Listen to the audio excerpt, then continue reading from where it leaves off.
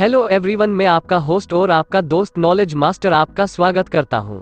सरकारी नौकरियों ने आपके सपने को वास्तविकता में बदलने का एक नया तरीका खोला है। हर साल कई भर्तियां सरकारी सेक्टर, गवर्नमेंट सेक्टर में हो रही हैं। सरकारी नौकरी तलाशने वालों के लिए फ्रेशर्स वर्ग सबसे अच्छा विकल्प है। 10वीं, 12वीं, ITI डिप्लोमा, इंजीनियरिंग, स्नातक और पोस्ट ग्रेजुएट्स आदि के लिए सभी सरकारी भर्ती अपडेट और अधिसूचनाएं सूचीबद्ध कर रही हैं। आजकल मैं जिस भी दूसरे व्यक्ति से दैनिक आधार पर बात करता हूँ, वह या तो सरकारी नौकरियों, top government jobs in India की तैयारी कर रहे हैं या यह तय करने के लिए जानकारी एकत्र कर रहे हैं कि भारत में शीर्ष सरकारी परीक्षाएं कौन सी हैं, जिसके लिए वे तैयारी कर सकते हैं। सरकारी नौकरी आपकी आकांक्षाओं को वास्तविकता में बदलने का अवसर प्रदान करता है। यदि आप मुख्य धारा में काम करने की इच्छा रखते हैं और देश के आर्थिक विकास का हिस्सा बनना चाहते हैं, तो सरकारी क्षेत्र में नौकरी आपके लिए सबसे अच्छा विकल्प हो सकता है। हर साल सरकारी क्षेत्र में नौकरी के कई अवसर उपलब्ध होते हैं, तो मैं आज आपको टॉप 10 गवर्नमेंट जॉब्स के बारे में जानकारी देने वाला हूं। तो सबसे पहले हम बात करेंगे PSU जैसी कंपनियों में नौकरी के बारे में। भारत में पब्लिक सेक्टर आवश्यक योग्यता रखने वाले उम्मीदवारों के लिए वास्तव में अच्छी नौकरी की पेशकश करती है। PSU में नौकरियां इंजीनियरों और डिप्लोमा धारकों के बीच बहुत लोकप्रिय हैं, क्योंकि वे प्रौद्योगिकी, टेक्नोलॉजी और सेवा देश के माध्यम से समाज में प्रभाव पैदा करने के लिए उपयुक्त विकास और अवसर प्रदान करते हैं। पब्लिक सेक्टर की इकाइयां अपने कर्मचारियों को कई लाभ प्रदान करती हैं। वे बहुत अच्छी तरह से भुगतान करते हैं और काम का दबाव बहुत तनावपूर्ण नहीं है। पब्लिक सेक्टर की इकाइयों जैसे भेल, ONGC, कोल इंडिया, IOCL, HPCL आदि में नौकरियां एक बहुत अच्छा विकल्प है। PSU हर साल बड़े पैमाने पर विभिन्न प्रतियोगी परीक्षाओं के माध्यम से भर्ती करते हैं। उन उम्मीदवारों के लिए अलग अलग मानदंड उपलब्ध हैं जो नौकरी के लिए आवेदन करना चाहते हैं। PSU में काम के घंटे तय हैं। सार्वजनिक क्षेत्र प्रबंधन और इंजीनियरिंग उम्मीदवारों के लिए सबसे पसंदीदा विकल्प है। यह मुख्य रूप से बड़ी संख्या में अवसरों और बेहतर कामकाजी परिस्थितियों के कारण है। भारत में 300 PSU पूरे देश में फैले हुए हैं। इसमें आपको 24,990 से लेकर 50,500 तक की सैलरी मिल सकती है।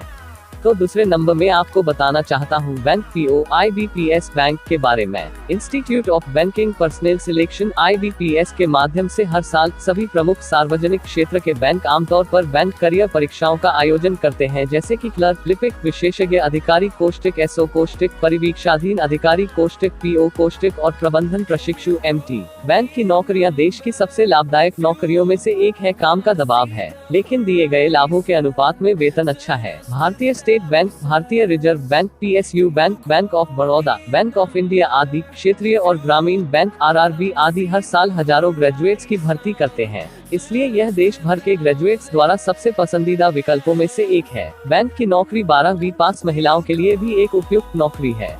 IBPS परीक्षा की विचारधारा और बैंक नौकरियों के ऑनलाइन आवेदन फॉर्म और भारत में बैंक परीक्षाओं के तरीके को पूरी तरह से बदल दिया है। उम्मीदवारों को भारत में सभी पब्लिक सेक्टर के बैंकों और ECGC, export credit guarantee corporation of India के लिए चयन प्रक्रिया से गुजरना होता है।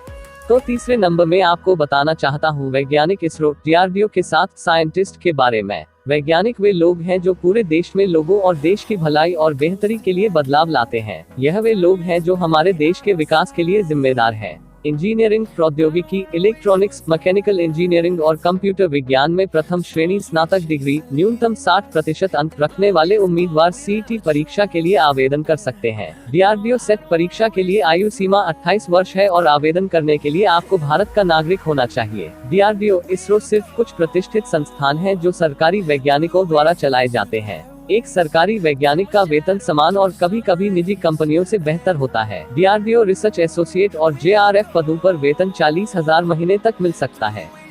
तो नंबर 4 में मैं आपको बताना चाहता हूँ डिफेंस सर्विसेज के बारे में। रक्षा विभाग DOD दुनिया भर में महत्वपूर्ण पदों की एक श्रेणी में लगभग 8 लाख नागरिकों को नियुक्त करता है, जिसमें सभी क्षेत्रों के लोगों के लिए अवसर है। DOD में एक नागरिक के रूप में आप हमारे राष्ट्र की रक्षा में और हमारे सशस्त्र बलों के समर्थन में महत्वपूर्ण भूमिका निभा सकते हैं। यह नौकरी भारतीय सेना, नौसेना और ऐसे रक्षा संस्थानों में प्रवेश का अवसर प्रदान करती है।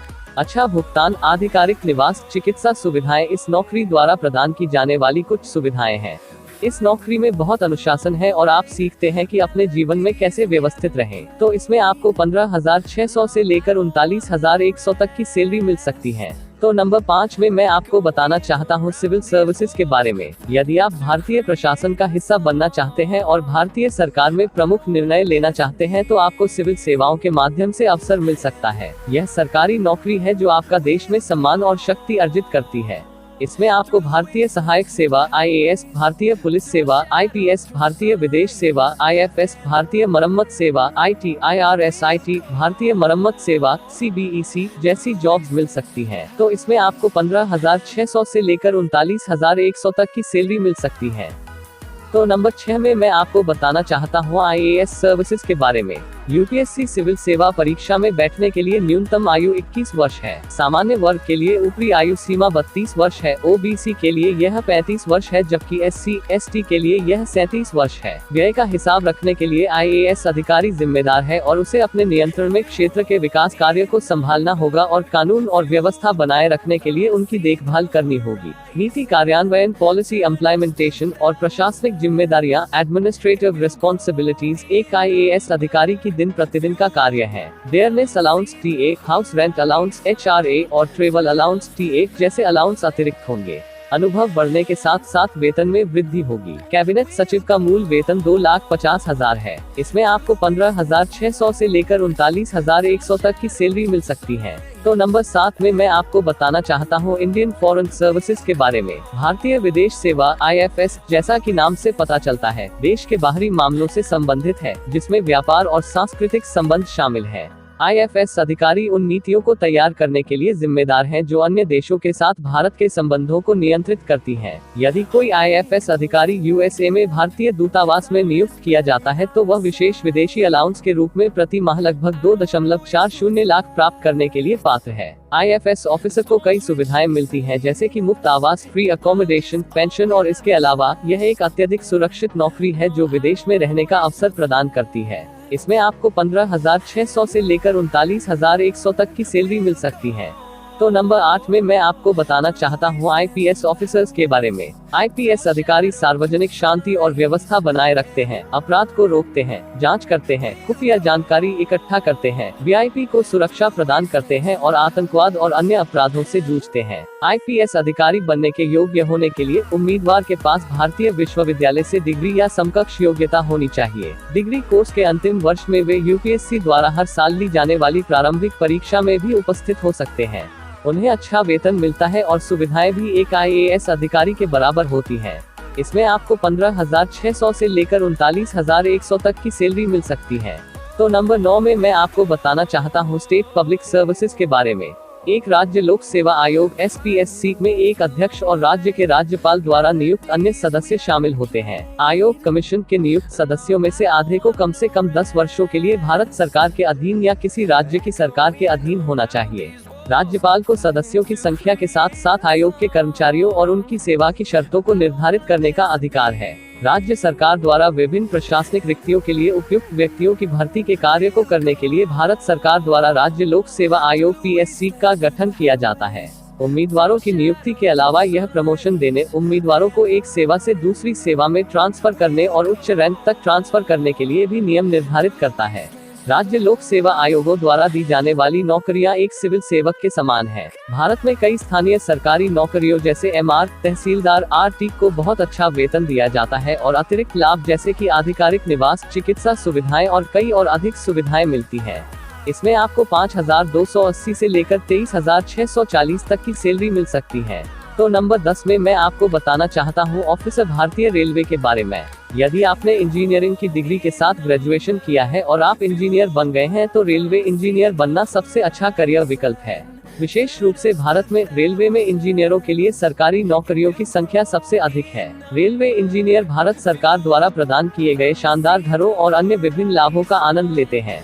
भारतीय रेलवे गैर तकनीकी स्नातकों की भी भर्ती करता है। नौकरी के दबाव और काम की मांग को प्रबंधित करना आसान है। भारतीय रेलवे में सबसे ऊंचा पद रेलवे बोर्ड का अध्यक्ष होता है। IRTS अधिकारी परिवहन के उत्पादन और बिक्री का ध्यान रखते हैं और रेलवे के ग्राहक इंटरफेस का प्रबंधन करते हैं।